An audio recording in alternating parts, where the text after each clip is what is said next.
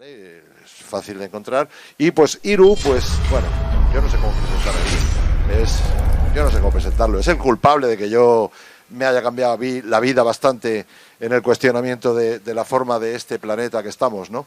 Así que bueno, os dejo con Hiru y Jordi Barea, y además va a estar con ellos para suplir un poco, pues va a estar también Robert. Así que Hiru, Jordi y Robert de nuevo. Un aplauso.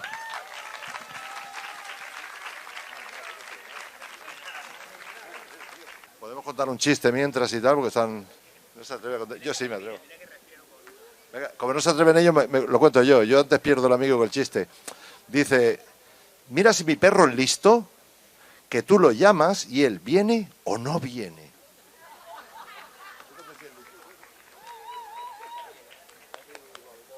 Bueno, sí, una cosa es, esta charla que van a hacer Hiru y Jordi está patrocinada por la NASA, por las agencias espaciales de todo el mundo.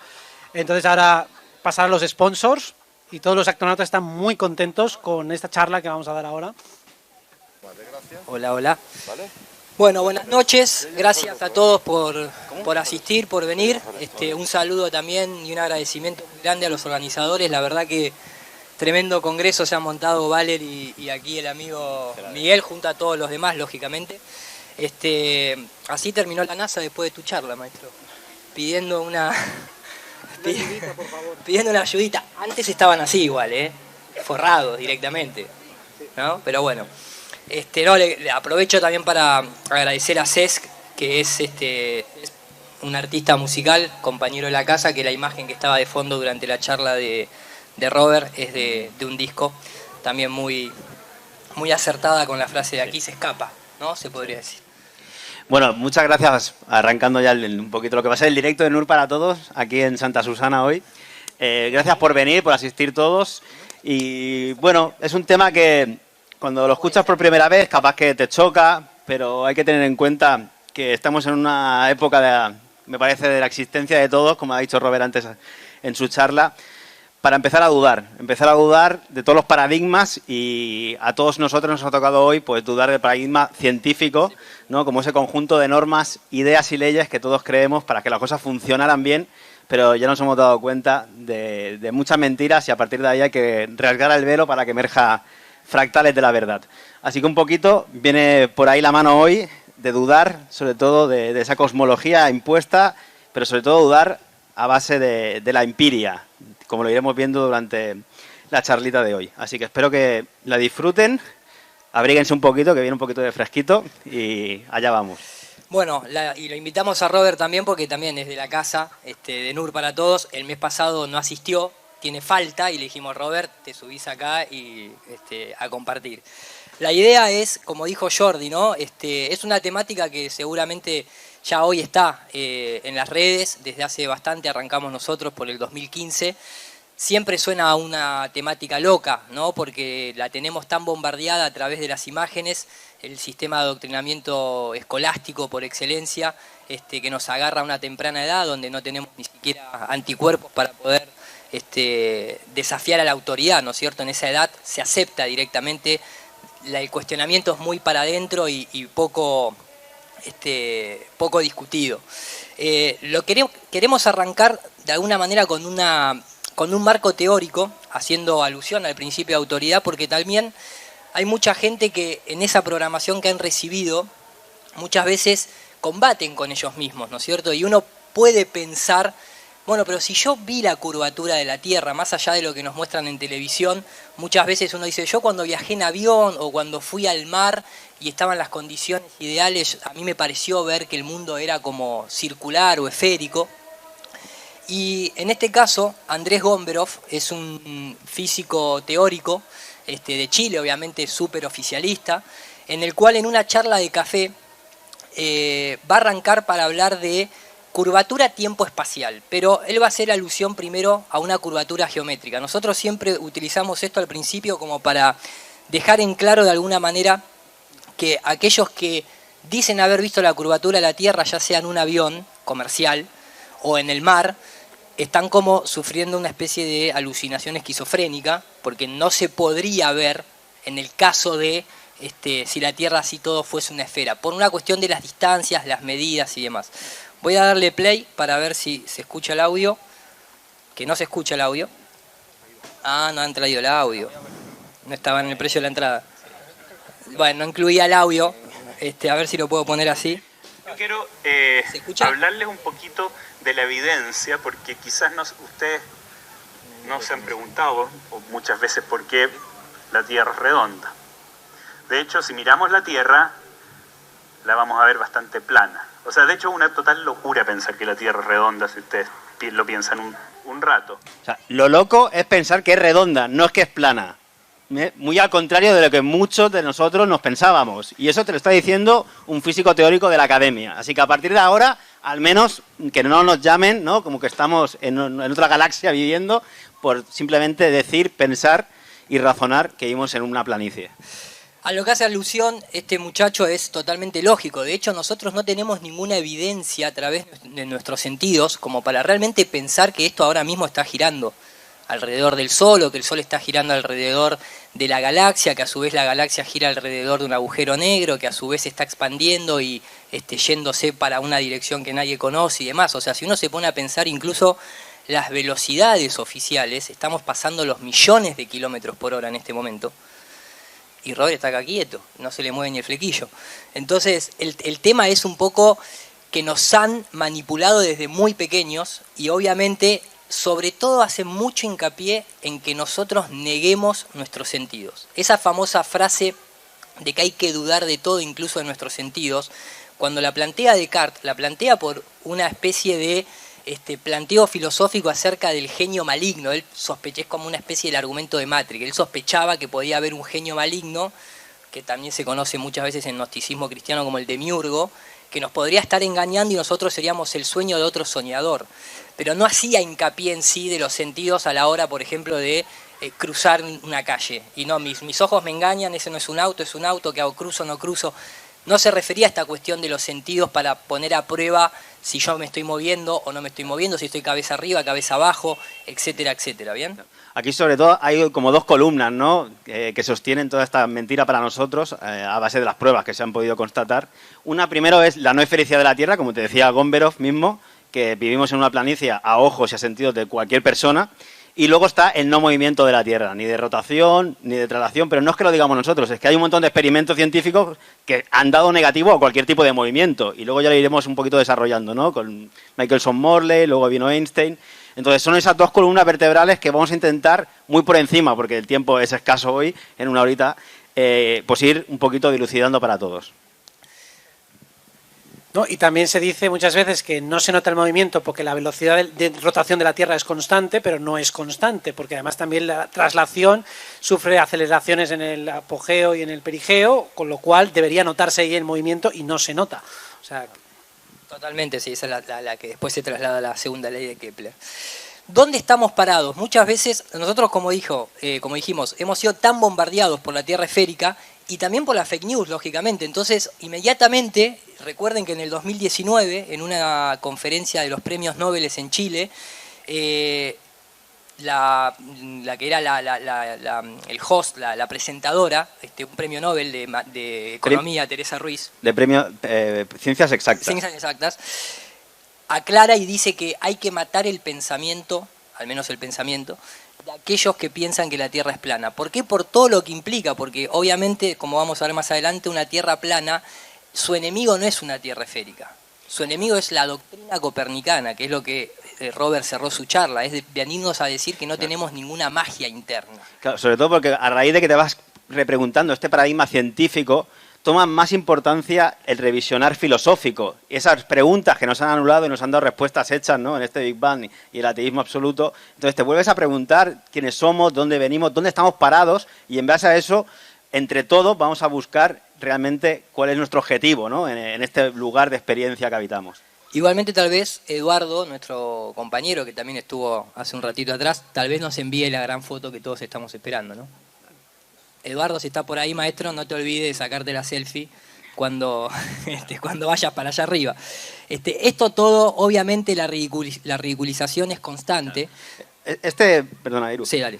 Es importante porque nos han dicho a través, como tú decías, ¿no?, de la ridiculización, la Tierra es plana y no es esférica. Y entonces te cambian simplemente en el mismo modelo del sistema solar, te sustituyen una bola por esta ridiculez de una planicie, ¿no?, como si es la Tierra. Entonces, no, es totalmente distinto porque tienes que replantear el modelo cosmológico y cosmogónico y, por lo tanto, reubicar todos esos astros que están por encima nuestro, su importancia y, sobre todo, bueno, pues intentar entenderlo de otra manera, pero no simplemente con la sustitución fácil y ridícula que intentan poner en la psique colectiva de aquellos que inician la búsqueda. No es un cambio de objeto, es un cambio de sistema, ¿sí?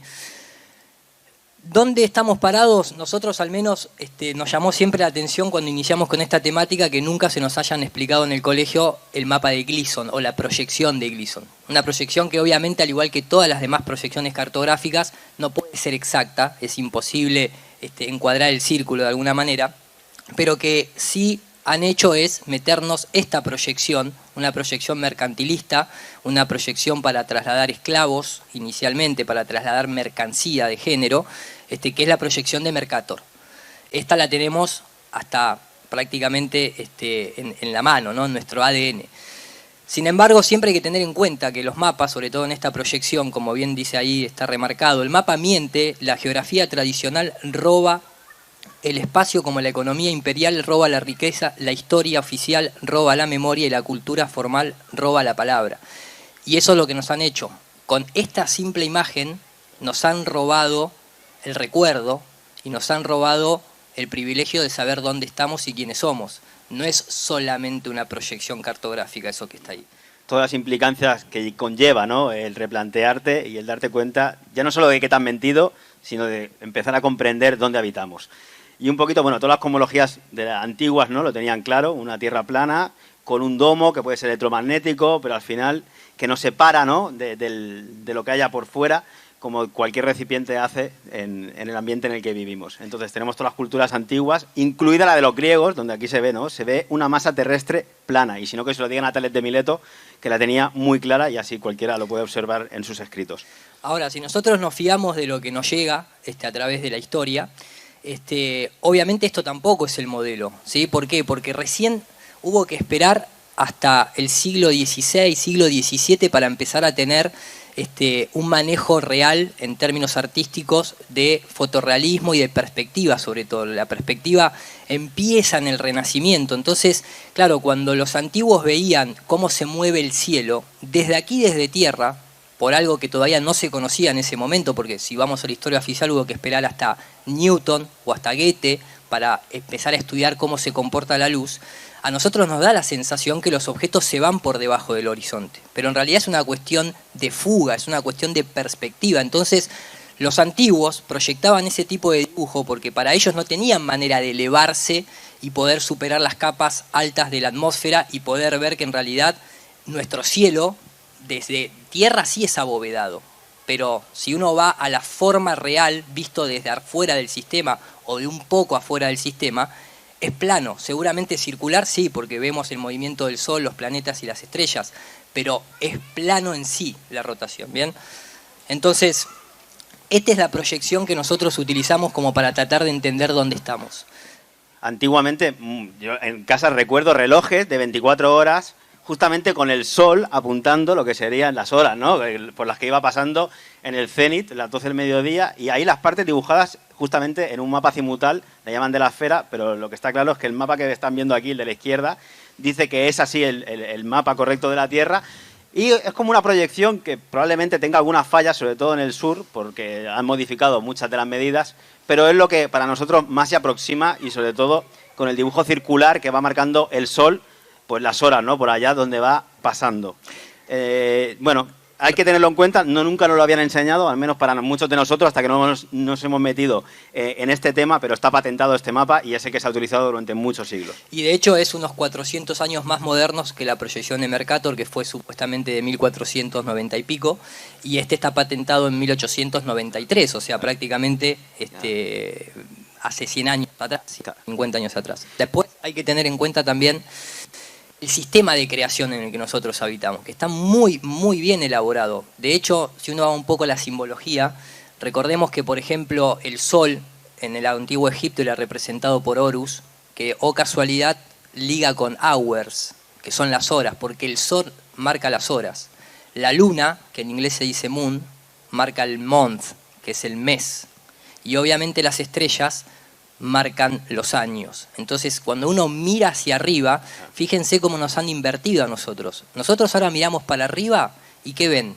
Vacío, lejanía, soledad, distancia, propósito inalcanzable, porque desde las agencias espaciales siempre es todo una cosa que nunca vamos a llegar. Cuando en realidad nosotros, cuando miramos hacia arriba, tendríamos que ver creación, divinidad, potencial, cercanía, interacción. ¿Se entiende? Y sobre todo que el tiempo es la repetición de movimientos. ¿Y de quién? ¿Quién está repitiendo esos movimientos? Pues justamente el Sol, la Luna y las estrellas. Y así nos podemos, pues, un poquito orientar en ese tiempo en base a esos movimientos, ¿no?, que podemos ver. Y sobre todo la gente, la primera duda, ¿no?, la primera que le salta, ¿y por qué te mentirían? Bueno, pues muchos sabemos que al final hay un control prácticamente siempre, ¿no? Otra cosa es que nos digan en los objetivos definitivos, pero al final el control es básico. Y aquí vamos a escuchar ahora a Robert Martínez, como os lo va a explicar mucho mejor que nosotros. No, solo quería decir que el mapa anterior, el de Gleason, es el logo de la ONU. O sea, que el logo de Naciones Unidas es este mapa, dividido además en 33 porciones, cosa que ya... Sin la Antártida. Y sin la Antártida, sin todo el polo sur. O sea, no hay que avivar giles. Hasta tanto no. La Antártida la dejamos afuera. Y ahora vamos a escuchar, pues, a Harari, ¿no?, como decíamos, que él mismo se lo va a explicar como uno de los filósofos de este Foro Económico Mundial que nos quiere esclavizar a través de la economía usurera a todas las naciones del mundo para llevar a cabo sus planes. Pues fíjense las palabras de este hombre. ¿Qué te pareció clave escribir un libro para los jóvenes? La misión es cambiar la forma en que la gente ve el mundo, ayudar. Perdón, ¿se escucha? ¿Se llega a escuchar? Primero, volvemos a lo mismo. Fíjense la tapa del libro. Un hombrecito parado en la luna, imparables, con la tierra esférica, chamanismo abajo, brujería arriba, etcétera, etcétera. ¿Por qué Yuval Harari escribe un libro para niños? Es una violación mental prácticamente, si sabemos quién es este autor, ¿no es cierto? O sea, igual que Pedro Duque aquí en España, por ejemplo, ¿no? Entonces, acá uno tendría que empezar a sospechar un poquitito, ¿no? Porque dice, este tipo en el Foro Económico Mundial se va a un club pedófilo con Klaus Schwab y me escribe un libro para un niño, ¿no? Es como una cosa media rara. ¿Lo querrías como niñera de tus sobrinos o de tus hijos? Ni gratis, maestro, ni gratis. El tema es que ahí es donde apuntan, porque ahí es donde todos hemos sufrido ese adoctrinamiento y ese control. El trauma, los MK Ultra, ¿cuándo arrancan? ¿Cuando el tipo tiene 50 años? No. Arranca cuando son niños, porque ese es en el momento que recién encarnamos y aparentemente, seguramente por algún sistema tal vez de limpieza y no venir tan cargado, después cada uno quedará con su propia misión, tienen que utilizarlo ahí. Entonces, ellos apuntan ahí. Esto es una recopilación de varias explicaciones de Yuval Harari con respecto a esto, ¿sí? ¿Qué te pareció clave escribir un libro para los jóvenes? La misión es cambiar la forma en que la gente ve el mundo, ayudarlos a entender quiénes son. O sea, esta es la gran pregunta en la vida de todo chico. ¿Quién soy yo? Y el mundo es muy complicado y a veces aterrador. El punto central es que tenemos un superpoder que nos permite dominar el planeta. ¿Qué es eso? Como humanos, ¿cuál es ese superpoder? El superpoder es nuestra capacidad para inventar y creer en cuentos ficticios. Eso no es joda, pero es verdad, porque somos seres creadores. A través de la visualización, obviamente nosotros creamos nuestra propia infierno y nuestro propio cielo. Y obviamente ellos saben de eso. Mientras que todos se lo crean, funciona, aunque no sea verdad. Puede ser una realidad que no significa que sea una verdad, ¿sí? De hadas, ciencia ficción. El hombre en la luna. Funciona. Por eso dominamos el mundo, porque podemos inventar estas historias raras. Es un género muy importante. Es fácil hacer que la gente tenga miedo. Nunca convencer a 1 millón de chimpancés para construir una catedral o pelear una guerra o construir un cohete a la luna contándoles alguna historia, mitología. Pero así es como cooperamos. Y no son solo mitologías religiosas. El valor principal de la ciencia es el poder. La verdad nunca fue prioridad para la sociedad humana. Usan la verdad hasta cierto punto en el camino. Y la ciencia es sobre todo ganar poder. Ganar poder sobre el mundo.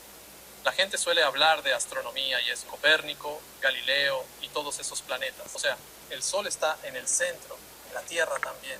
¿A quién le importa? ¿Cómo sacas plata de eso? ¿A quién le importa, no? ¿Cómo sacas plata de eso? Se plantea, ¿no? No le importa la verdad, ¿no?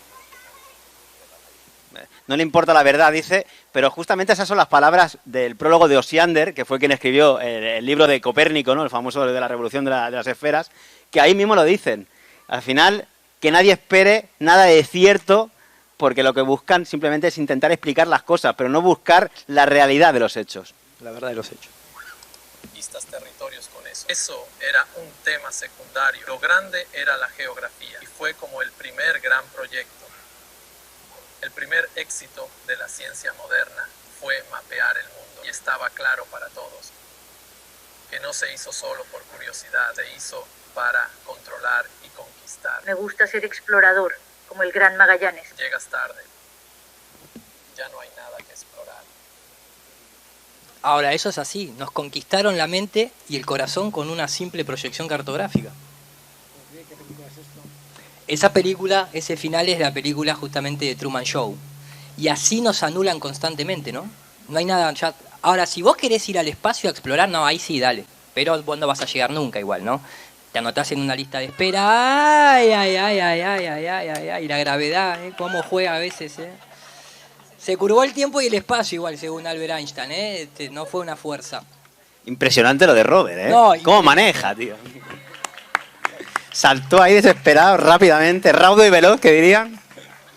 Ahora, cuando muchas veces uno recibe la pregunta, ¿no? Pero bueno, a ver, ¿quiénes son? ¿Quiénes están detrás? ¿Quiénes son los que nos mentirían? ¿Quiénes fueron en contra, ¿no?, de la religión que decía que la Tierra era plana? Pues justamente los mismos de esa misma religión.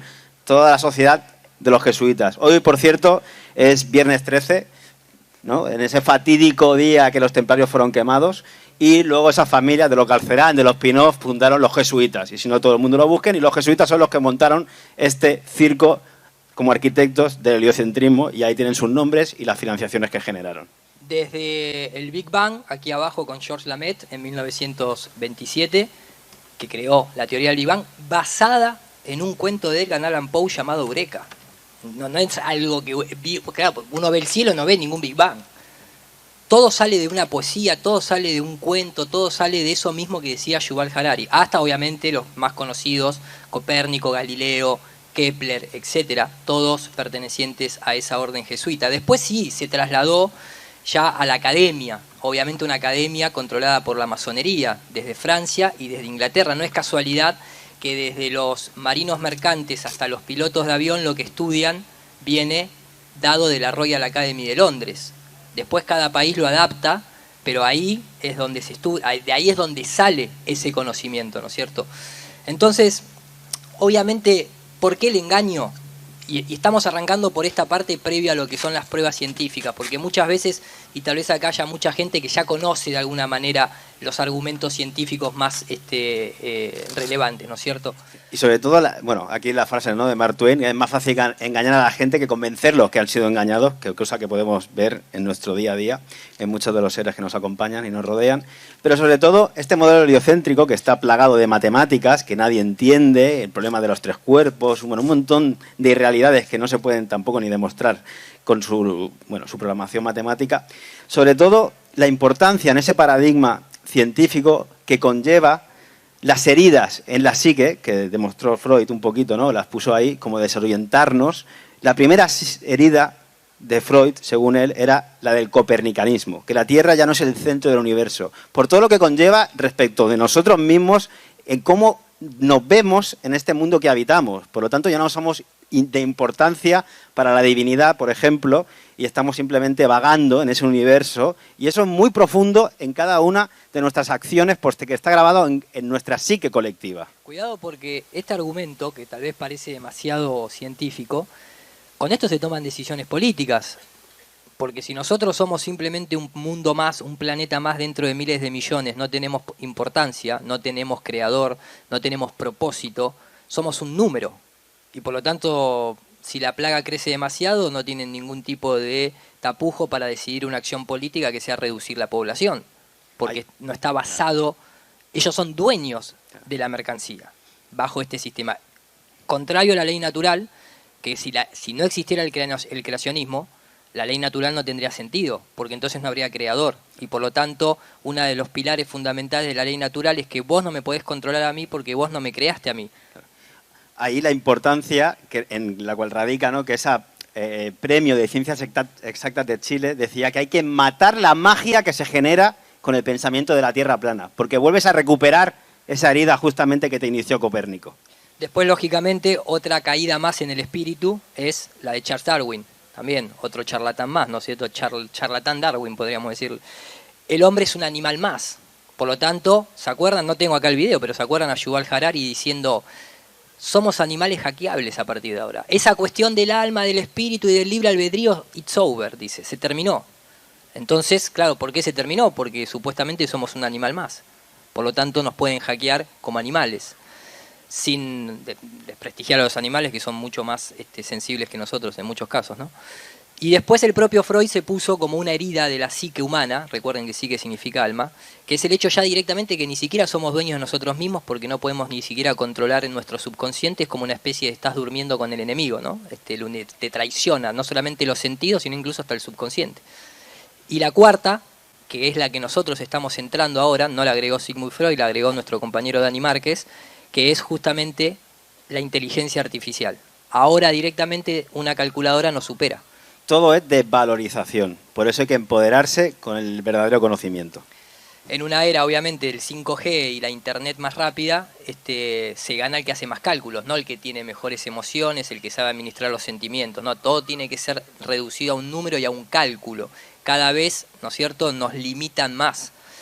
Entonces, el modelo alternativo, esto sería una representación gráfica muy, muy liviana, porque daría para una charla entera el universo eléctrico, pero esa imagen de tratar de reemplazar el planeta esférico por una simple moneda no es eso. Nosotros podría decirse que vivimos en un entorno no gravitacional en términos de fuerza, ni tampoco en términos de curvatura y espacio, sino en términos de electricidad y magnetismo, que son las dos características principales de la creación. Lo masculino, que es lo eléctrico y es el sol, lo femenino, que es la luna, que es lo magnético, y el Om, que es la frecuencia, que es la vibración y es el medio. Por eso nosotros somos el templo de Solomón, por ejemplo, que es Sol, Om, and Moon. No es exotéricamente hablando, es eso. Exotéricamente hablando tiene que venir un Mesías y plantarlo en la franja de Gaza ahí cerca de la mezquita de Al-Aqsa, porque si no, no aparece el Mesías. Nosotros somos nuestro Mesías. ¿Bien? Y cuando hablamos de un universo electromagnético, ¿no?, en una de esas máximas herméticas, que lo que es afuera es adentro, justamente nosotros también por dentro somos electromagnéticos. Tenemos un pH, tenemos un voltaje negativo y a partir de ahí, con la separación de los campos, la energía va rellenando la materia. Entonces también es conocerse a nosotros mismos, cómo funcionamos en este sinfín de mentiras que nos han contado, ¿no? Pero ves que hay una relación directa entre lo más interno de nosotros y también lo que podemos ver como mundo que nos rodea y el cual habitamos. Jamás van a poder poner una tierrita esférica en miniatura y tirarle agua y que se quede pegada, ¿no?, y forme todas las dinámicas hipercomplejas que tienen los fluidos en nuestro mundo. En una situación electromagnética con un campo cerrado, que no tiene que ser necesariamente de forma cupular, porque eso no lo sabemos, pero sí estamos en un sistema cerrado, como vamos a ver ahora, porque simplemente tenemos presión atmosférica, ¿no? Si le sacamos la tapa a la olla, no hay presión. Se pueden explicar y se pueden mostrar todas las dinámicas con las que nosotros interactuamos. Magnetismo, electricidad, mecánica de fluidos, vientos, cambios de temperatura, mareas, etcétera, etcétera, etcétera. Por eso de ahí también un poco las frases de Nikola Tesla, que también las tomó de la India, para conocer los secretos del universo, del cosmos, hay que pensar en esos términos: energía, frecuencia y vibración, ¿no es cierto? Y nosotros vivimos, a mí me gusta ver esas auroras boreales como esa simbología de la serpiente voladora. ¿Por qué? Porque son color verde en su mayoría y se mueven y serpentean. Otros artistas como Matrix han planteado la aurora boreal como el código verde que baja, pero es como una manera de ver esa energía divina. ¿Divina por qué? Porque proviene de una interacción entre el Sol y la Luna con la ionosfera o la ionosplana, ¿no es cierto? O sea, no porque sea eso Dios en sí, pero es una forma de interactuar. Tal vez nosotros también tenemos eso internamente. Bien. Volviendo un poco a dónde estamos, muchas veces se escucha y es válida Si la Tierra es plana no se puede dar la vuelta al mundo, ¿no? Una pregunta que es dada por el otro. Eso viene del sistema educativo, aunque uno la repita, no es propia, porque donde uno se para 12 segundos a pensar lo que acaba de decir, a una vez le dio la vuelta a la mesa de su casa, ¿no? Entonces, es decir, yo puedo volver al mismo punto por más que la mesa sea cuadrada. ¿Qué estoy diciendo, no? O sea, eso se llama circunnavegar, que es lo que hacemos, como tú dices, cuando sales de casa y das la vuelta a la manzana. Exacto. Y probablemente es lo que hacen todos los barcos y todos los aviones cuando recorren tantas distancias alrededor de nuestro reino, como decía Nikola Tesla. El brujo o la brújula, que en inglés se dice compass, que también es linda la palabra porque es como un come and pass, ¿no? Como pareciera decirte vení y pasá. Solamente apunta al norte, no apunta al sur. Las brújulas en el sur se necesita una brújula especial porque se desorienta, no funciona, se queda prácticamente congelada.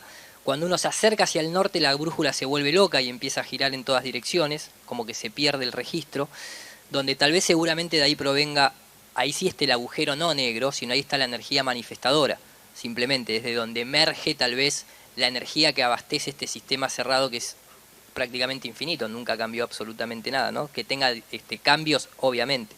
El problema cuando uno ve esto es el sur. Perdón, aquí ya empezamos a ver como que el modelo alternativo puede empezar a responder preguntas que nos habían dicho que era imposible. Entonces claro, aquí estamos viendo que, bueno, tan imposible no es. El problema siempre es en el sur, por eso tal vez la ONU no incluye la Antártida. ¿Por qué decimos que el problema es en el sur? Porque mientras que nosotros demos la vuelta al mundo del este hacia el oeste, que hasta parece un juego de palabras, es este o este, ¿no? Es como que no hay otra chance. No pasa absolutamente nada, la vuelta la damos. O casualidad, los trayectos en línea recta, si se quiere, norte-sur, nunca ni te acercás al polo, ni tampoco te acercás al polo sur. De hecho, al sur solamente vas con aviones militares. Podés ir con cruceros, hacer turista, ves 4 pingüinos y te volvés a tu casa con frío. Pero nada más. El resto es militarizado y ahora lo vamos a ver. No es una cuestión que lo decimos nosotros. Se ha puesto de nuestro lado un navegante. Uno de tantos. Uno de tantos, pero este particularmente tiene un récord mundial de haber participado con su fragata en recorrer la vuelta al mundo en el paralelo 60, porque también está prohibido ir más allá del paralelo 60 de forma civil sin autorización. Y dice cosas muy interesantes como la diferencia, ¿no?, con la declinación magnética. Sabéis que todos cuando van a navegar por el mar tienen que aplicar cierta declinación magnética porque las brújulas es como que ya están mal a través de los años, se va perdiendo el norte, va cambiando ese magnetismo y en todas hay que hacer una pequeña corrección. Bueno, pues este hombre viene a explicarte que eso forma parte del engaño en el cual han transformado una tierra plana a una esfera mental y por ende para que no puedas ir pues navegando y realmente descubriendo los límites y las distancias de este reino. ¿Aplicás declinación magnética a tu casa, Robert? Sí, claro, es que sin la declinación magnética no sé volver. Terminás en Gerona. Sí. Claro, 5 kilómetros. Quiere ir a la cocina y se encuentra en el baño. Por lo menos, claro, mínimo. No, esto es muy importante, ¿eh? No da tiempo obviamente a explicarlo, pero hay que tenerlo muy en cuenta. Y piensen que en este movimiento hay pilotos de avión, hay marines del ejército. Piloto de helicóptero, por ahí está Carles Torá también, que seguramente nos haga alguna acotación al respecto cuando llegamos a ese punto. Hay físicos, astrofísicos también. Es decir, este movimiento no solo son 4 locos, ni muchísimo menos, y menos a día de hoy. La cuestión es que esa imagen, así como aparece la fake news de una tierra ahí flotando con tierra en el espacio, también apareció en una época. Incluso llegaron a ser periodistas supuestamente serios comentarios de que íbamos a ir con un crucero a sacar una foto al borde de la tierra plana, ¿no? Una cosa que... Pues con cuidado no te caigas. Yo estoy esperando todavía la foto de la bandera en la luna, ¿no? La realidad es que la Antártida, esto está tomado de Wikipedia, ¿no? La Antártida es el continente más elevado de todos los continentes en el mundo. Tiene un promedio de 2.500 metros de altura. Entonces, nosotros se podría decir más cuando nos quieren ridiculizar que vivimos en una pizza, vivimos en un plato de sopa, literalmente. Sería como una piscina donde los bordes obviamente están conteniendo el agua. Más allá de que dentro de la piscina pueden haber montañas donde nos podemos salir con rocas. A modo anecdótico, lo comento, pero sí, los bordes son los más altos de todo el lugar donde estamos habitando y por ende no se va a escapar el agua ni hacia ningún, abismo. Y tal vez ni siquiera nosotros nos escapemos. Pareciera que el sistema también está cerrado en ese sentido. Hay opiniones varias, obviamente, de si hay o no hay cosas más allá de la Antártida. Mira cómo tiran los satélites. Sí. Esto es de la NASA tirando un globo aerostático. Obviamente de forma muy rápida ya asciende porque ya está en altura. Y cuando se enfoca y termina de subir a la estratosfera, la estratosplana para nosotros, no solamente se ve mucha tierra, lógica, o hielo, lógicamente, que tampoco es que uno está viendo 10.000 kilómetros a la distancia por una cuestión de resolución angular, pero se ve bastante plano, ¿eh? Eso está a más de 34 kilómetros de altura en la Antártida. Entonces, la Antártida es un misterio, sí, como dice Jorge Drexler, el sur del sur está olvidado, está prohibido, está cerrado. ¿Y por qué? Y porque hubo un grupo de personas, estos son capitán James Cook tratando de encontrar tal vez alguna salida o lo que fuese, dio 3 veces la vuelta al mundo, terminó falleciendo sin poder salir, si ese era el objetivo y si es que eso se puede, ¿no es cierto? Y la tecnología moderna tampoco nos permite hacer una penetración demasiado prolongada. De hecho, el combustible se congela, después está en toda la cuestión burocrática, etcétera, etcétera, etcétera. El Tratado Antártico es real, se renueva cada una cierta cantidad de años, el territorio es británico, Vaticano, justamente, Malvinas, Sudáfrica, Australia, Argentina. Como que todas las puertas del sur están controladas por la misma bandera, los mismos poderes, que obviamente también sabemos que a través de la City de Londres están gobernando muchos de los países. Y sobre todo este tema, ¿no?, del Tratado Antártico, ahí lo pueden ustedes leer, a partir del paralelo 60 sur está prohibido cualquier tipo de navegación y también aérea. Y cuidado porque aquí en el 2018 un grupo de marineros de pesca australianos quieren pasar la barrera de la que tienen permitido y con esta lanchita, una lanchita que podría tener cualquiera acá, y se le presenta un destructor y lo obligan a volver. O sea, esta idea de es como un poquito de Truman Show. Es como cuando te dicen, no, pero agarrate un barco y realmente iros a explorar. Pero ¿cómo quieres que me vaya a explorar si te sale de la Armada Invencible y te echa para atrás o para abajo? Menos mal que le hizo ok, maestro, me perdí porque la declinación magnética. Y lo mismo sale con el avión. Esto ya es de un programa televisivo que lo hacen a propósito, pero para mostrar, por eso es una ridiculez, no solamente lo que pasó ahora en Gaza, sino el 11S, Pearl Harbor. Tal vez Pearl Harbor en esa época uno podría decir, bueno, estaba el sistema LORAN nada más. Pero acá cuando uno intenta quebrantar la milla náutica que tiene permitido salir, inmediatamente aparece un avión caza y en 4 minutos te obligan a repensar toda tu vida. Entonces, el tema de los límites no es una cuestión de que uno lo dice porque no quiere dar explicación, es que realmente existe, está totalmente cerrado ciertos lugares. Y está aquí el piloto, ¿no?, Marcelo Díaz, que él mismo, en ese vuelo fantasioso transpolar, fantasioso lo digo... Ese gesto lo dice todo, ¿no? Lo dice todo, dice, no puedo ir a la Antártida si tengo que amerizar, no puedo pasar de los límites establecidos y por lo tanto me voy para atrás o amerizo ahí en el agua, pero nada de irte a las tierras más allá del polo 60. Paralelo 60. De paralelo 60. Es muy curioso, pero realmente la realidad... hoy es así. El vuelo transpolar que se cita muchas veces nunca fue transpolar. De hecho, Aerolíneas Argentina con el vuelo 1185 fue el primero que lo hizo fuera de lo militar para establecer una ruta comercial que hoy hace cuantas y la enchila algunas veces. Pero ese vuelo transpolar que debería pasar, ¿no?, esta es la trayectoria que se plantea. Cuando hicieron ahora en el año 2000 y pico, creo que fue 2003, hicieron como una especie de recapitulación en honor a ese viaje que ya no se hace. Acá está mostrando el mapa, porque le preguntan, dice, no, bueno, el vuelo transpolar, nosotros pasamos por el paralelo 63. Le llaman transpolar de forma de marketing, pero Claro. realmente no pasamos por ningún polo. El avión pasa por aquí y está a más de 2.000 kilómetros de distancia de la primera costa antártida. Pero se llama transpolar porque se percibe como que ha traspasado el polo. Se percibe, sí. Pero... Se autopercibe transpolar, exactamente. Entonces, de manera, digamos, incluso civil, este muchacho, ZQ Pilot de Nueva Zelanda, tiene el récord, que está en espera todavía que se lo den, pero esta fue la trayectoria, salió de Nueva York, fue hasta Sudamérica, llegó a Ushuaia, fue hasta la Antártida, pero volvió por el mismo lugar, no salió por acá arriba. Hizo así y vuelvo otra vez y sigo el recorrido, entonces esta cuestión es bastante importante. Y obviamente... Sí, aquí venimos a los dos pilares que hemos arrancado, ¿no?, la charla diciendo, primero, la no esfericidad de la Tierra y después que no hay ningún tipo de movimiento demostrado. Y yo justo que las patentes oficiales así te lo dicen. Este es, por ejemplo... Esta es una patente de misil. Un manual de misiles donde ahí lo pueden ustedes mismos leer. Habría que preguntarle a los israelíes si están Sí. disparando teniendo en cuenta que Gaza se está moviendo, ¿no? Exacto. O sea, Gaza está rotando y por eso tal vez destruyen vidas humanas porque le están errando. Ellos están apuntando en realidad a lo... con un tío vivo, entonces... Se mueve. Pero ahí podemos leer, ¿no?, una flat no rotating heart. Las dos cosas. Earth es el estamos en Earth. Estamos en Earth, Estamos pero todos la en Tierra Earth. es el Earth. Que simbólicamente, si uno cambia la H, ojo, porque la Tierra también es un corazón, ¿eh? Pero lo dicen todos los manuales, pon manuales. Este era de misiles, Este es de aviones. este es de aviones, lo mismo, sobre una tierra plana, no rotatoria. No se tiene en cuenta, ¿por qué? Porque a la hora de la verdad, o sea, ¿cómo puede ser que tanto movimiento y tanta curvatura nadie la tenga en cuenta a la hora de pilotar ni de navegar? Y en los manuales así aparece constatado. O sea, básicamente incluso hasta un helicóptero, Carles Torá, que es piloto de helicóptero, seguramente no lo haya tenido en cuenta, me imagino. Pero es tan simple a veces que uno diría, entonces un helicóptero se eleva y espera que su destino llegue abajo si está en la misma latitud. Tendría que ser así.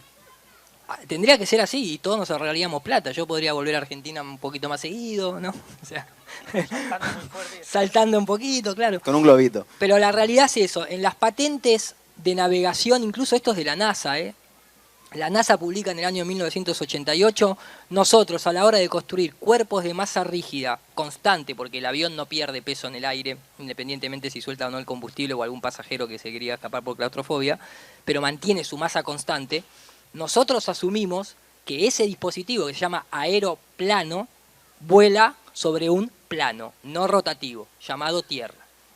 Entonces, es curioso, pero bueno, para resumir, de lo que uno puede llegar a entender, hacia arriba llegamos a los 250 kilómetros máximo con lo que se denominan cohetes de sondeo, que no son los cohetes del show espacial de la NASA gigantescos que tiran y hacen una trayectoria en arco, desaparecen de nuestra vista y terminan en el punto Nemo, así se llama en el caso del Pacífico. Esta semana el Miura, aquí en España, ha caído en el Pacífico, oficialmente, aquí en el mar también, oficialmente. Hacia el centro es el círculo polar ártico, pero obviamente latitud 60 máximo para civil, lo mismo pasa para el Antártico, y hacia abajo no se perforaron más de 12 kilómetros, aunque se quería llegar a 15. 12 kilómetros es el 0,02% de los 6.700 kilómetros de radio que supuestamente tiene la Tierra. O sea, esto que ustedes están viendo acá es un dibujo para nenes. Es un cuento de Narnia, no se ha realmente perforado más de 12 kilómetros. Y nos dicen ya todas las capas que tiene la Tierra, la temperatura que tiene la Tierra, dónde hay más gravedad debajo de la Tierra. Entonces, todo es una composición matemática, pero realmente no hay nada comprobado. Igual que no está comprobada el movimiento de la Tierra ni ningún tipo de felicidad. Acá a la izquierda son videos de cámaras de altitud de globos a 30 kilómetros, pero a la derecha son de 120 kilómetros. El horizonte siempre está al nivel del observador, acompaña la vista, se ve lógicamente una Tierra estacionaria y un horizonte siempre plano, a máximo circular, pero porque la cámara tiene un lente convexo y por lo tanto la luz siempre llega de forma circular, igual que nuestro ojo, por eso tenemos la sensación en mar abierto de que la Tierra es un círculo. No significa que tenga curva. Repito, esto está entre 120 y 200 kilómetros de altitud y ahí uno puede ver la Tierra es plana. ¿Sí? Son esos cohetes que se tiran, que son cohetes muy livianos. Entonces ahí tenemos una imagen de 120 kilómetros que parece la misma que está a 30 kilómetros. Cuando uno empieza a ascender y el plano te acompaña y nunca queda abajo en el horizonte, evidentemente, por lo menos desde la observación, la Tierra es plana. Hasta ese momento, por lo menos, ¿no? Para aquellos que tal vez todavía tienen un poco de duda. Esto es la rueda de prensa de los rusos en ese Pozo Kola, que querían, profundizar. Vamos a llegar a los 15 kilómetros y a los 12 kilómetros escasos tuvieron que parar, se rompieron las máquinas. La rueda de prensa es dramática porque dicen, todo lo que pensábamos que íbamos a encontrar de características en esa superficie de la Tierra, pues es todo lo contrario. Hemos tenido que parar. Bueno, mírenla, realmente es un documento histórico interesante. Universidad de Yale, un oceanógrafo explicándole a sus alumnos, miren, esto que yo estoy marcando acá es el plano del abismo. Plano, ha dicho. Plano del abismo, es el plano abisal. Y cuando uno ve, el plano abisal es todo en el mundo. O sea, a lo que voy es, en sus propios dibujos, estamos hablando que de Sudamérica, África, el mar es plano en su interior, ¿no es cierto? O sea, estamos hablando de miles de kilómetros sin presencia de curvatura, no solamente en la superficie, sino también debajo del agua. Lo mostramos como un detalle, lógicamente. Sí, mucha gente con el agua ya sé que le viene a la mente, obviamente, la gravedad, la sostiene toda, le da esa felicidad. Ahora llegaremos. El vacío como fuerza primordial. El vacío en muchas culturas justamente iniciáticas y también de artes marciales no es la nada. El vacío se puede extraer energía, de ahí sale incluso la energía del éter también. Lo que nosotros denominamos vacío no es la misma conceptualización que no exista nada. Los presocráticos decían que de la nada, nada sale, muy diferente al vacío. Que es aquello que se puede permear, oficialmente le llaman ahora el bosón de Higgs, ¿no? Que se puede hacer vibrar y obviamente que tiene unas características determinadas. Entonces, nosotros vivimos en un sistema cerrado, porque lo vimos, no lo podemos ver porque no nos permiten tal vez ascender tanto como para poder vernos. Pero sí es interesante plantearse, por ejemplo, la segunda ley de la termodinámica y decir, bueno, que alguien nos explique cómo puede ser que en un sistema abierto, que todos los días salen cohetes, que cuando se les cantó el reverendo Tuje nos mentieron el verso del agujero de la capa de ozono, ¿se acuerdan? ¿Qué pasó en el agujero de la capa de ozono? Se cerró, porque sí. No, porque tiramos tanto chemtrail que lo cerramos. En un sistema, imagínense que la Tierra tiene, en comparación a lo que ellos plantean del universo, es esa piedrita que está ahí y todo el campus no alcanza para las dimensiones de lo que supuestamente nosotros estamos al vacío. El vacío es la fuerza más poderosa que hay dentro de la naturaleza, por eso se utiliza para levantar cientos de toneladas o lo que fuere. Entonces, ¿cómo puede ser que nuestra atmósfera quede pegada, si se quiere, atraída al centro de la Tierra cuando yo acá abro una garrafa de gas y por ley, lógicamente, por ley termodinámica el gas se expande en todas direcciones hasta que choca con una barrera? Entonces, ¿cuál es la barrera de nuestro mundo para que nuestra presión atmosférica no se termine nunca? La mental. Muy bien. Esa es. Entonces, porque justamente si vamos a los libros de física, es interesante leer y poner en práctica lo que nos explicaban de pequeño. Dice, la presión de un gas es la fuerza que ejercen sus moléculas sobre las paredes del recipiente que lo contiene. Nosotros nos presentan un mundo donde no hay ninguna paredes de ningún recipiente. Simplemente es esa mágica gravedad, ¿no? Que está en la atmósfera, que contra más arriba vamos, menos gravedad hay. Pero bueno, seguimos sin tener presión. Entonces, todo lo que hemos estudiado en el colegio, aquí no se puede aplicar. Es esa misma física, ¿no?, de Newton, aparte, que sirve para aquí, pero la física de Einstein es como que cambia todo lo explicado. Exactamente. Acá podemos ver un experimento donde hay gas coloreado de un lado del cilindro y ni bien... Porque aparte esto es instantáneo. La presión es... El vacío actúa de manera instantánea, prácticamente sin tiempo. Entonces, ni bien se abre la barrera, obviamente, ¿qué va a suceder? Se equilibran. El gas se equilibra, como cualquier fluido, y por lo tanto se llena inmediatamente y queda a la mitad de potencia, entre comillas. ¿Pero por qué? Porque está cerrado el sistema. Ahora, si yo rompo el vidrio, ese gas va a expandirse hasta chocar el techo y así sucesivamente. Entonces, ya de por sí es una cuestión bastante curiosa, sobre todo cuando agregamos la obsesión previa a las misiones espaciales, cuando tal vez estos psicópatas quisieron, como ellos saben, de alguna manera que estamos en un sistema cerrado, esa simbología del martillo de Thor utilizado para romper la cúpula, el cielo de cristal, lo han llevado a la práctica. Y tanto los rusos como los norteamericanos, después de la Segunda Guerra Mundial, tuvieron un proyecto de desarrollo nuclear y de bombas de hidrógeno que fueron tiradas a la atmósfera sin ninguna... Menos mal que no estaba Greta Thunberg ahí, si no se llamaba un quilombo. Sin tener ningún tipo de reparo, si nos íbamos toda la mierda, porque si llegaban a romper porque había un domo cercano... Chau, bienvenido al reseteo. Y sobre todo curioso el nombre que le pusieron, ¿no? Pecera. Sí, la operación se llamó Fish Bowl, la pecera. Los rusos tuvieron otro un poquito más artístico, Proyecto K. Como son los rusos, ¿no? Vamos a la K. Sí. La KGB. La cuestión es que tiraron, acá mostramos un ejemplo nada más, una serie de bombas que las hacían explotar cada vez más alto, y la última explotó a 80 y pico de kilómetros. 80 y pico de kilómetros, aparte es un poquito sugestivo el nombre del cohete que le ponían los yanquis, ¿no? Thor, directamente.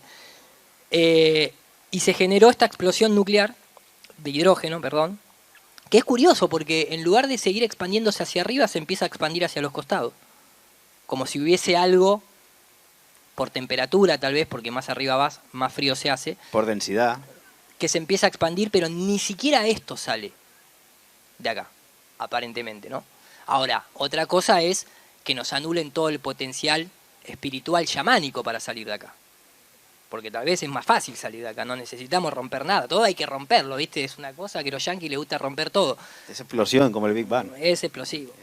Y como estamos cortos de tiempo, vamos a aprovechar estos últimos minutitos porque les repetimos, o sea, esta es una temática que nosotros la llevamos de hace mucho tiempo y obviamente nos hicimos las preguntas de qué pasa con los eclipses y entonces cómo se explican las estaciones del año y entonces cómo se explica la segunda ley de Kepler, pero me acuerdo cuando Copérnico dijo esto.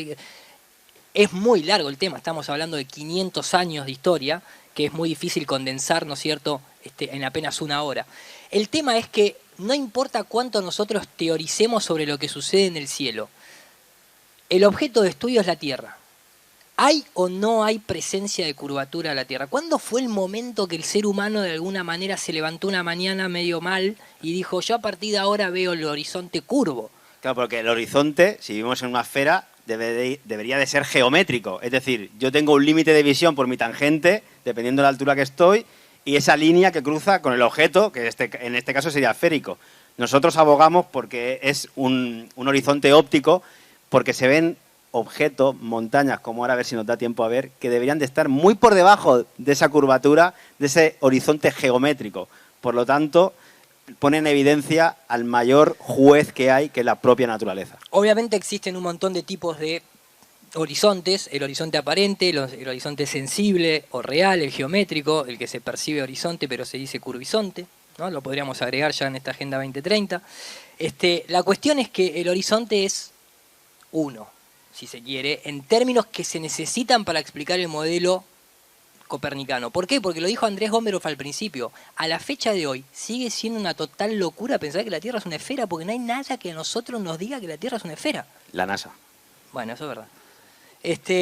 Entonces, el tema acá es, por ejemplo, recordemos esto. ¿Se puede tener la sensación circular? Sí. ¿Por qué? Como aparece en este dibujo. La luz nos llega a nuestra retina de esta manera, tanto vertical como horizontal. Obviamente eso es envolvente. Por lo tanto, por eso también nosotros vemos el cielo en la noche, que nos da la sensación de que es una cúpula. Más allá de que acá no lo podemos ver por tiempo, pero hoy en día se asciende arriba de los 40 kilómetros de altura, como les mostramos en el video anterior, y sin embargo no hay estrellas, lo cual eso es una problemática bastante grande. Acá estamos a 120 kilómetros de altura, ¿dónde están las estrellas? ¿Dónde está esa poesía de que en realidad el cielo es una máquina del tiempo, que cuando yo miro una estrella capaz que explotó hace 170.000 millones de años? Cuando bajó ahora de la Blue Origin, que fue invitado el capitán Kirk, el que hacía de en Star Trek, cuando bajó se puso a llorar y dijo que él esperaba ver las estrellas, los planetas, el universo, y estaba todo negro y se pensó que era la muerte y le dio miedo. El tipo tenía 92 años, por suerte sigue vivo, pero está deprimido. Lo pueden buscar en internet. El efecto perspectiva del espacio que sufrió el capitán Kirk. Entonces, es bastante curioso. Pero volviendo a la cuestión de la curvatura. Primero, lo voy a decir rápido porque no tenemos tiempo, pero toda la atmósfera está llena de vapor de agua. Por más que nosotros creamos que ahora acá entre nosotros hay nada, no, hay aire y ese aire tiene vapor de agua. A veces ese vapor de agua es más evidente, sobre todo cuando nosotros llamamos neblina, ¿no es cierto? Eso lo que hace es que la atmósfera actúe como un lente que distorsiona basado en la distancia al cuadrado. Mientras más cerca yo estoy, obviamente que veo más claro, pero a medida que se acumula en la distancia, es exponencial y por lo tanto existe la visibilidad atmosférica. Sería un poquito como el índice de refracción que nosotros podemos observar cuando estamos debajo de la piscina. Decimos, no sabemos dónde está el objeto realmente que está por encima de la superficie. Entonces, cuando se va a un laboratorio controlado, fíjense esos nanotubos de carbono que aparecen y desaparecen. ¿Lo ven? ¿Sí? Aquí arriba. ¿Por qué sucede eso? Porque a propósito la máquina lo que hace es igualar el índice de reflexión del agua a través del cambio de temperatura de esos tubitos de carbono que inicialmente están color, de alguna manera, negritos. ¿Bien? Eso mismo, cuando uno lo traslada a la realidad, es muy importante cuando uno dice, yo voy a encontrar la curvatura terrestre. No la puedo encontrar de manera directa porque no existe. Para encontrar de manera directa tendría que elevarme y salir al espacio. Entonces lo tengo que encontrar de manera indirecta. ¿Cómo? Y a través de un objeto que desaparece, por ejemplo un barco, un edificio, etc. Entonces, es muy importante que uno puede ir un día, sacar una foto y el objeto ese no se ve. Y uno dice, estoy en lo correcto, la Tierra tiene una curvatura, por eso ese objeto no se ve. Por eso siempre es importante los lapse time. Porque acá, en este lapso de tiempo, que son unas 8 horas, fíjense que el horizonte, hay momentos que directamente toda esta península desapareció. ¿Por qué? Porque va cambiando a medida que cambia la presión atmosférica y la temperatura en el día, cambia simplemente ese índice de refracción y cambia la distancia a la que nosotros podemos ver. Sí, sí, seguimos un poquito para adelante, quedan 5 minutos, me han dicho, luego habrán Dale. 5 minutos de preguntas también. Pero algún caso práctico, sobre todo, si puedes buscar el de Mallorca, que creo que la gente Sí, lo ahí pongo. conocerá. Rápido, esto rápido. Dale. En la Wikipedia sigue apareciendo como la evidencia número 1 lo que dijo un griego, supuestamente, ¿no? Esa famosa frase, ¿no? Si las noticias son falsas, imagínense la historia. Pero bueno, un griego que estaba borracho dijo, yo a partir de ahora, como veo que un barco desaparece con mis ojos, voy a decir que la Tierra es curva, porque esa es la evidencia número 1, ¿eh? O sea, cuando vos decís, ¿de dónde salió toda esta locura de que la Tierra es una esfera? Un griego se levantó una mañana, vio un barco desaparecer, se ve que no era marinero y dijo, desaparece porque era una curvatura. Los amigos le pegaron un coscorrón y le dijeron, ¿dónde estás, querido?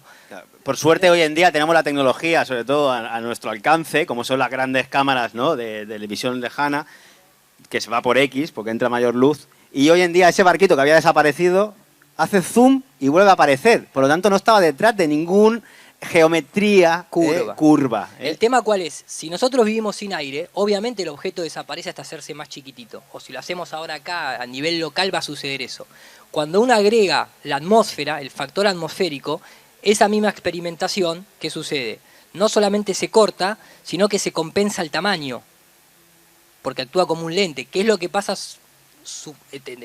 Lo que pasa siempre con el Sol. El Sol tiene un cambio de resolución angular muy pequeño. ¿Pero por qué? Porque está muy arriba, tenemos los 30 kilómetros de capa atmosférica y cuando el Sol se aleja, si el ambiente está húmedo, tiende a compensarse el tamaño. No tenemos tiempo para mostrarlo en su totalidad, ¿no es cierto? Pero acá tenemos otro ejemplo rápido, un barco cómo desaparece. ¿Y desaparece hacia dónde? Aparece hacia adelante. Desaparece metiéndose en la capa atmosférica, como esos nanotubos de carbono. No es esto de que desaparece por abajo primero. Sí. Ahí no hay curvatura, ¿eh? Obviamente que a veces hay olas, y las olas a veces tapan el casco del barco. Pero aquí podemos ver un ejemplo, y recuerden que en ciencia, un solo ejemplo, uno solo, que se llama el cisne negro, que desacredite tu teoría hecha por 10.000 ejemplos, ya no es más válida. O sea, hace falta un solo experimento para decir, no, todos los cisnes del mundo no son blancos, acaba de aparecer uno negro. A veces sucede esto y la naturaleza nos entrega el barco fantasma, básicamente. ¿Sí? Este es el ejemplo del Sol, ¿no? El vídeo aquí podríamos pensar todos. El Sol está ya por detrás de la esfera, ¿no? De ese horizonte geométrico, pero hace zoom y el Sol sigue con el zoom, tirado para adelante, vuelve a aparecer. Entonces no estaba por detrás de ningún objeto, ¿no?, como sería el terrestre.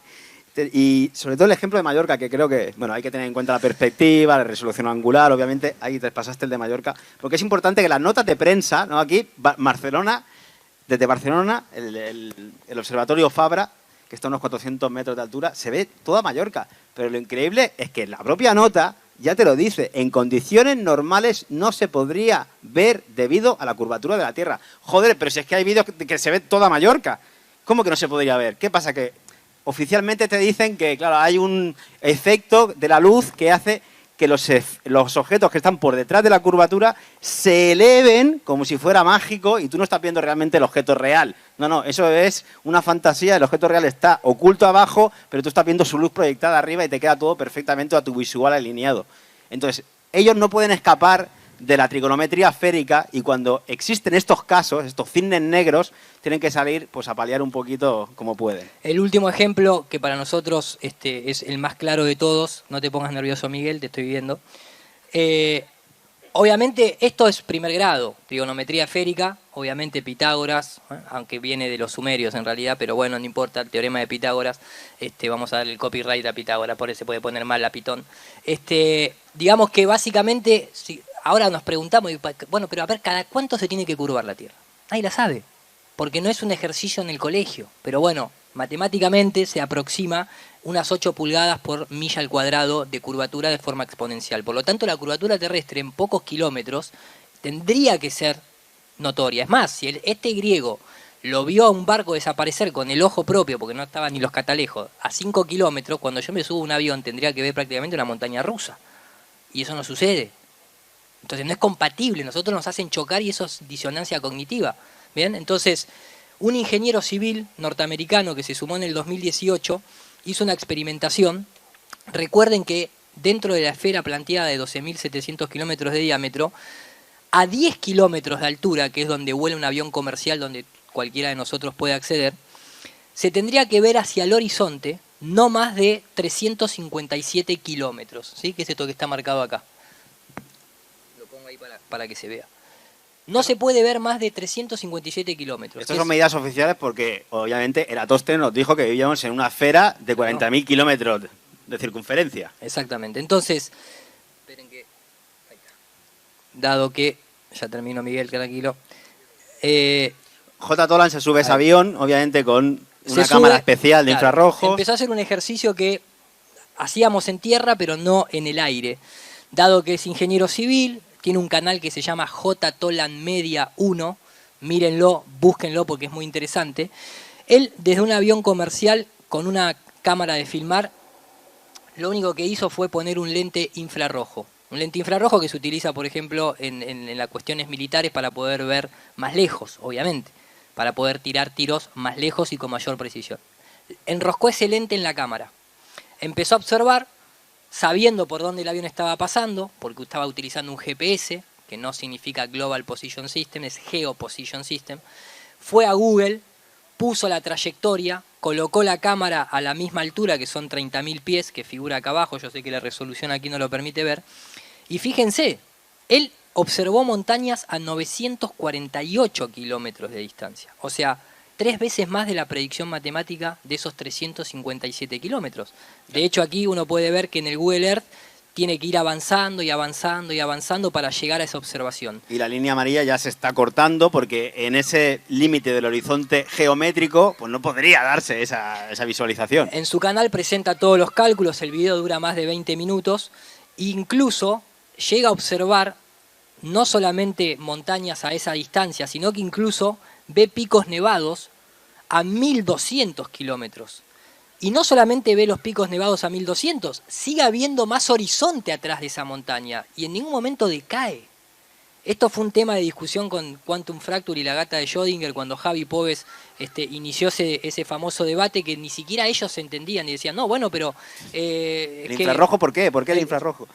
Y luego encima no tuvieron ni el valor de buscar el ejemplo. Y recuerden, esto es muy simple, recuerden que aunque todo lo que estamos hablando suena muy técnico, es cuestión de ver esto. La realidad es esto, el agua siempre está a nivel. No hay forma de que ellos puedan experimentar de que el agua se curva. Con esto simple, no con Robert, digo con esto simple de atrás, ya se pone totalmente a prueba el paradigma de la doctrina copernicana. Aunque suene simple, recuerden que la teoría de la gravedad, que es una teoría, por un lado está Copérnico, que planteó que era una fuerza. Newton, que planteó que era una fuerza. Sus propias cartas escritas a mano, que lo pueden acceder a través del proyecto Newton, que está en la Universidad de Cambridge, dijo, yo propongo esto de una atracción gravitacional, me lo estoy inventando, dice él, lo sé, le escribió a su amigo Bradley, pero no voy a pretender que ninguna persona con estudios académicos interprete mi teoría sin un agente intermediario, o sea, un medio entre esas atracciones de masa. Sin embargo, como eso jamás se pudo demostrar, y el experimento de Cavendish tampoco lo pudieron replicar, tuvo que aparecer Albert Einstein y decir, bueno, en realidad el tiempo es una tela que cuando uno pone una masa se curva y básicamente todos los objetos caen en esa curvatura del tiempo y el espacio. La pregunta que haría un matemático o un físico, mejor dicho, es ¿y cuánto tiempo hay en un metro cúbico? ¿O cómo vamos a curvar algo que no tiene geometría? Esto es un concepto. Por eso se necesita un medio, ese medio es el éter, de que toda la vida y toda la historia se ha sabido, y este espacio, que se llama aire, espero que Miguel el año que viene le llama espacio éter, por favor. Sí. Lo que sí se puede demostrar y experimentar es con lo que podríamos decir electrogravedad, dado que la palabra gravedad significa simplemente peso. Vamos a dejar acá la charla porque obviamente quedaría explicar un poquito de Eratóstenes, explicar los eclipses, las estaciones del año, cuestiones varias. ¿En 5 minutillos lo explicas? Pero bueno, nada, gracias. ¿Sí? Bueno, le damos 5 minutitos de preguntas a la gente, ¿os parece? Lo que quieras, Miguel. Yo para ha sido increíble. Iru ha dejado callado hasta Robert. Increíble, ¿eh? Increíble. No, lo estaba golpeando por acá atrás. No para que no hablara, ¿no? Bueno, pasamos el micro. Sí, porfa. Porfa, ayúdame. Bueno, primera pregunta, por favor, por ahí. Toma.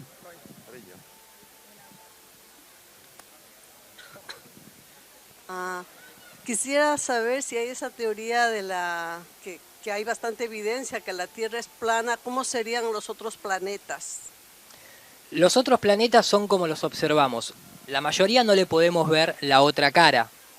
La Luna, que es una luminaria, no se le conoce la otra cara, pero tampoco se le conoce la otra cara a Júpiter. Supuestamente siempre nos muestra la misma cara con la tormenta más grande y prolongada del sistema solar, te dicen ellos, ¿viste? El ojo de Júpiter ahí. Por eso el simbolismo de un billete de $1, el ojo de Júpiter con Saturno. El tema es, ¿pueden ser esféricos los otros planetas? Tranquilamente. ¿Por qué? Porque no hace que la Tierra sea plana o esférica. Eso es una pregunta dada. Nos dijeron por comparativa, es una falacia comparativa, porque esos son esféricos, el nuestro también, pero el nuestro no es un planeta, no es una estrella errante, es un plano de existencia que contiene otras realidades. Yo juego al pool en una mesa plana con bolas esféricas, pero donde se desarrolla la acción es plana, ¿sí? Porque la palabra otros planetas implica que nosotros somos uno de ellos. Entonces, no, aquí, como decía Tesla, vivimos en un reino y los planetas, que viene de la palabra estrella errante o vagabunda, porque no va con el resto de estrellas del firmamento, que giran firmes respecto a Polaris, y van vagabundeando, ¿no?, alrededor del Sol, pero respecto a nosotros. Entonces, nosotros no nos movemos alrededor de ningún Sol, por lo tanto, no somos planetas por definición, como en el origen etimológico de la palabra se sabía.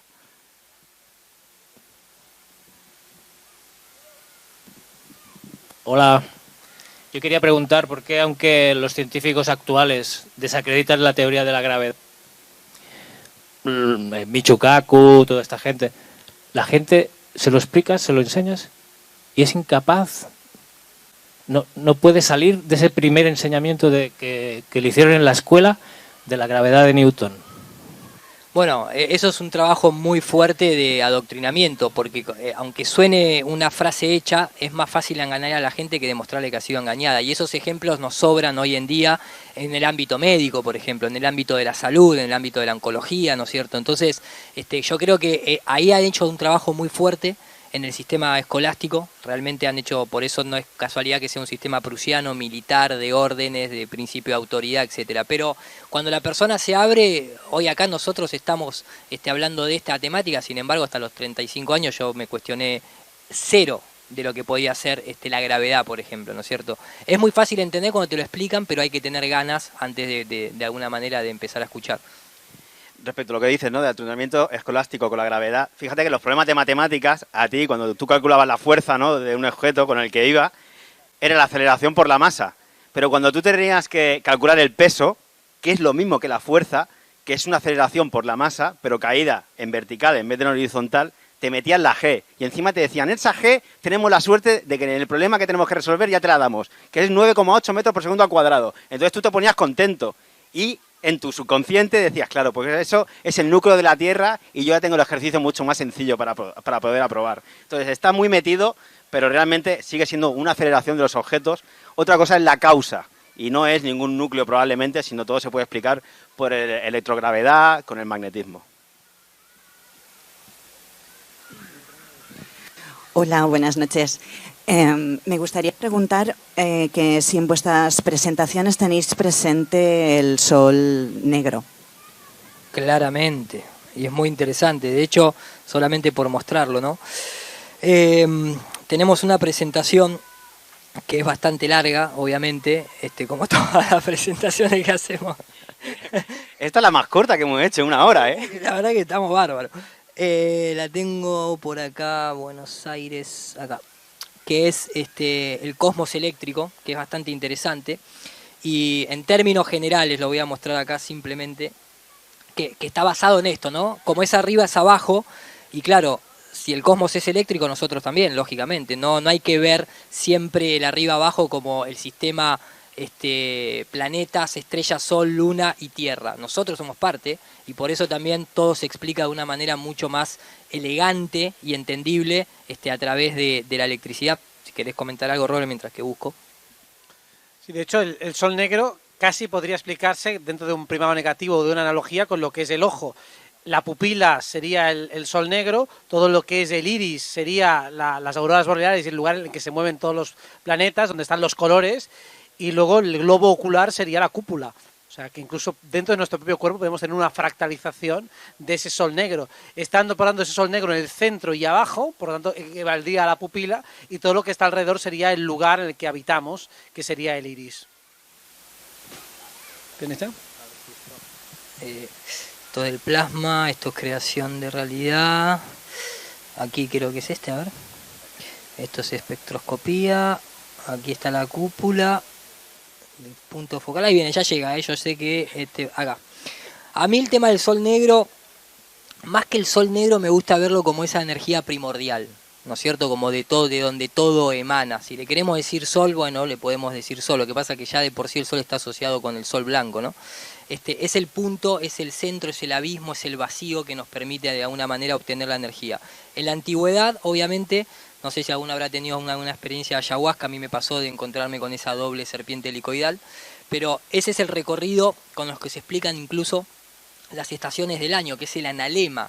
Realmente el sol blanco y la luna hacen un 8 ascendente, que cuando uno lo combina queda como una proyección helicoidal ascendente. Entonces, esotéricamente hablando, se habla del sol negro como ese lugar o ese espacio vacío en donde confluye la energía de un toroide. Nosotros estamos en un plano de existencia, pero con una energía toroidal, tanto para arriba como para abajo. Me gusta verlo de esa forma, lógicamente, ¿no? Pero lo que entiendo a través del sol negro es que del vacío sale toda la potencia. Por lo tanto, cuando yo quiero manifestar y crear, ¿qué hago? Voy a mi sol interno, cierro los ojos, pienso desde adentro en un lugar donde no hay un espacio físico de coordenadas donde está lo que estoy viendo, y sin embargo afecta y crea mi realidad, ¿no es cierto? Claro.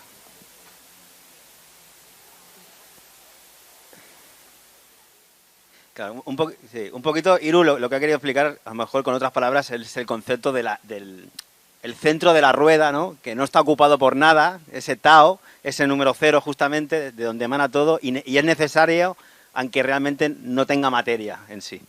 Vamos con la pregunta. Voy un poco rápido. Vale. Siempre te dicen que un cuerpo, por tener masa, atrae a otro cuerpo, simplemente por el hecho de tener masa. Y siempre te nombran que esto está demostrado por el experimento de Cavendish.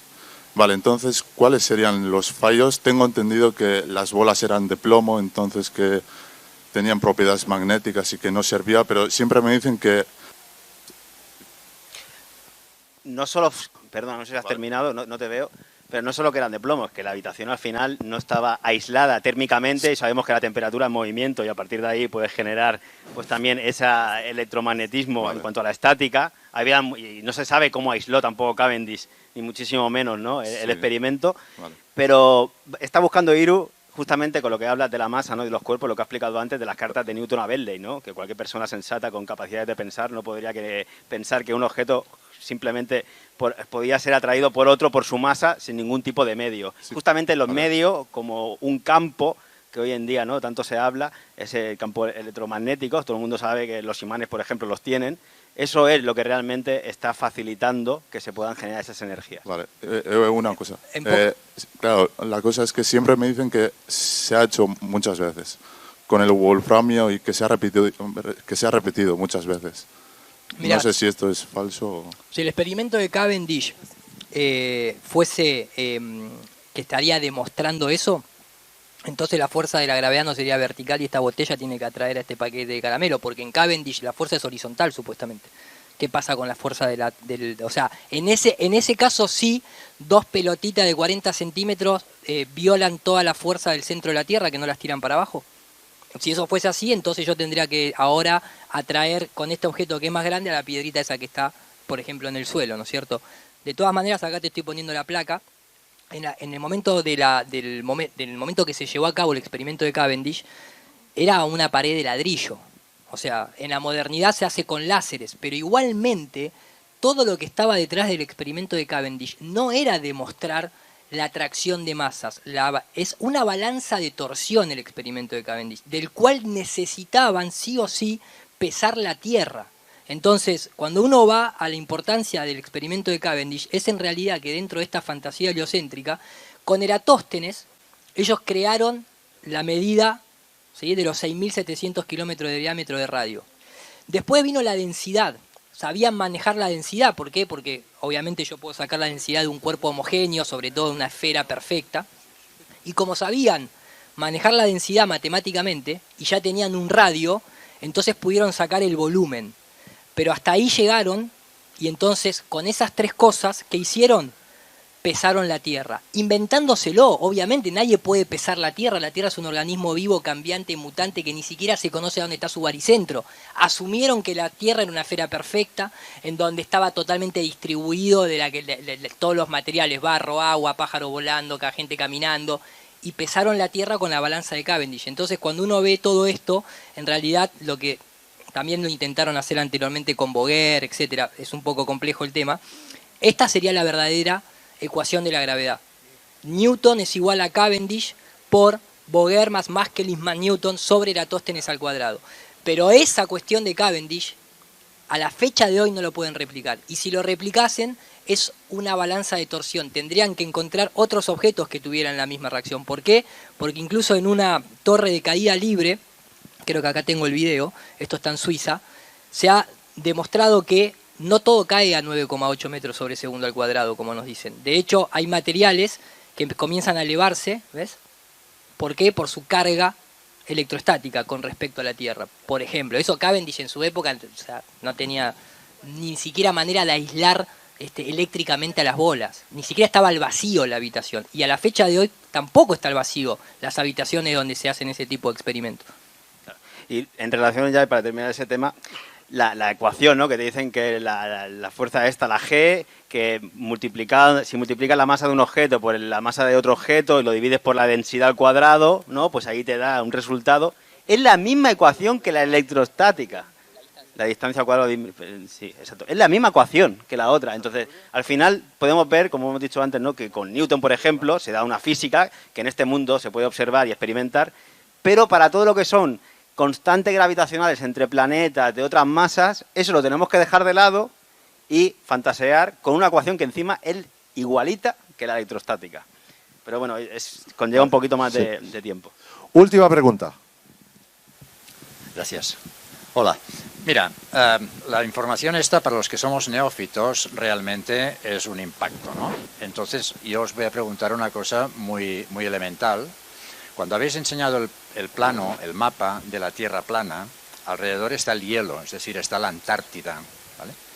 Entonces, si tú vas, por ejemplo, navegando en un barco a la latitud 60, que creo que habéis dicho que es sí, la máxima que te dejan estar, que no puedes atravesar, si vas a dar la vuelta, estarás, o sea, sería la distancia más larga que puedes recorrer sí, en nuestra Tierra, ¿no es así? Bueno, supuestamente sí. Dentro de los permitidos, de lo civil, sí. Lo que pasa que, como dice Hervé Riboni, como dice el navegante que la hizo más de 3 veces, y de hecho tiene el récord mundial, en el agua no se puede medir realmente la distancia que estás recorriendo. Porque primero no existe el sistema no puedes hacerlo a través de los nudos. Si agarrás corrientes de agua en positivo, obviamente te acelera todo el trayecto. Es muy difícil precisar. Por eso los mapas de navegación tienen, la carta náutica tiene declinación magnética y las cartografías de terreno tienen coordenadas. No tiene longitud, latitud, por ejemplo, como se usa cuando se navega. Son dos cartas distintas. En tierra vos podés medir los kilómetros tranquilamente, en el agua ya todo eso cambia. No sé si va para ahí tu pregunta o terminala. No, simplemente mi pregunta era esta, o sea, sería la distancia más larga que tú podías recorrer en la Tierra, es decir, a través de este paralelo no 60. Es en tierra, ese es el tema. A través del mundo, ¿no? Sería sí, el sitio más largo. Sí, simplemente sí. era esto. No, claro, sí, no, incluso debería ser más larga todavía, tratando de acercarse más a la costa antártica, obviamente, que es a donde, bueno, civilmente no se permite, eso está claro. Bueno, pues hasta aquí, ¿qué os parece? Así que muchísimas gracias. Muchas gracias, gracias Tremenda Robert, por conferencia. acompañarnos. Muchas gracias, maestro. Máster. Muchísimas gracias a todos por aguantar con este fresquito ya que ha arrancado. Muchas gracias. Tremenda conferencia, tremendo acople. Un momento. O sea que si es redondo, es de goma y bota, es que es una pelota, ¿no? La Tierra no es. Vale, perfecto. Bueno, pues señores, mañana más, pero no mejor. Thank